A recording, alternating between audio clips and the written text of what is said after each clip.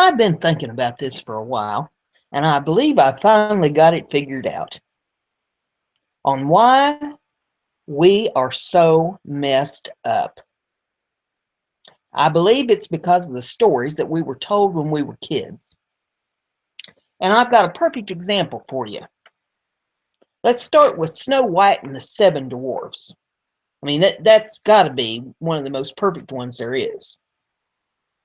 Because if you really stop and think about this, we're expected to believe that there was a gal that went off through the woods and found this shack that had these 7 dwarves in it.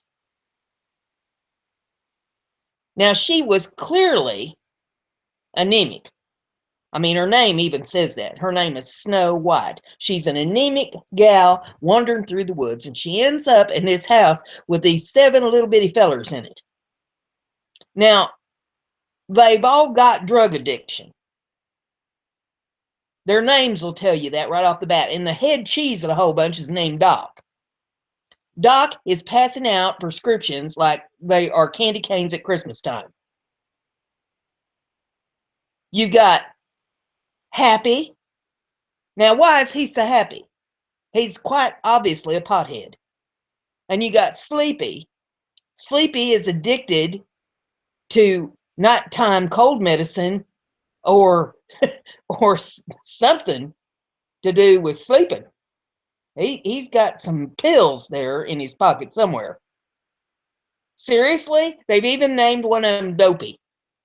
He's taking everything he can get his hands on. He's probably stealing from the others. Then you got Grumpy. Now, he obviously is in lack of some of the prescriptions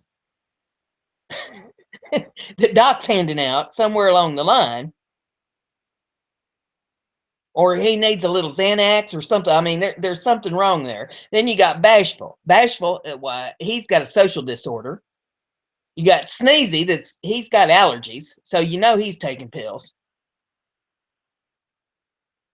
Then you turn around and you look at the other characters that are in there. You got the Queen.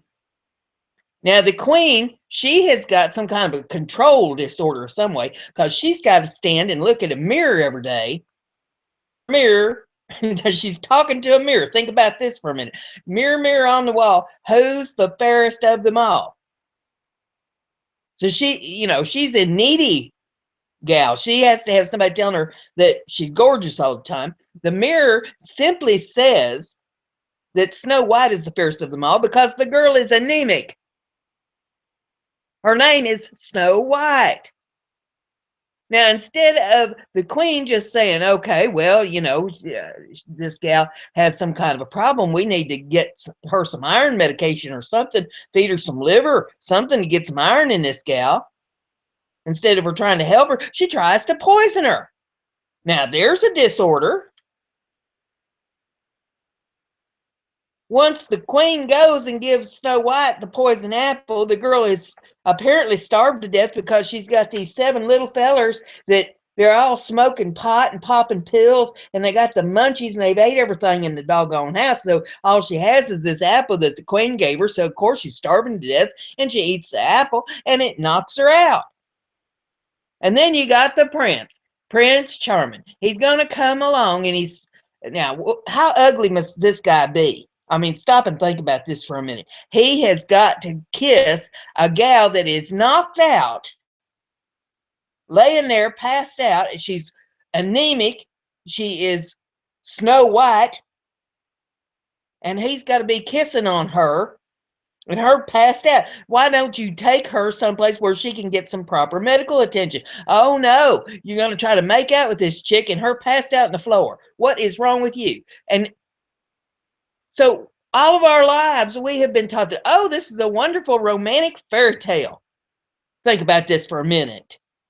We have been misled all our lives over stories about Snow White, the poor little anemic girl that was homeless, living in a cave someplace with a bunch of dope addicts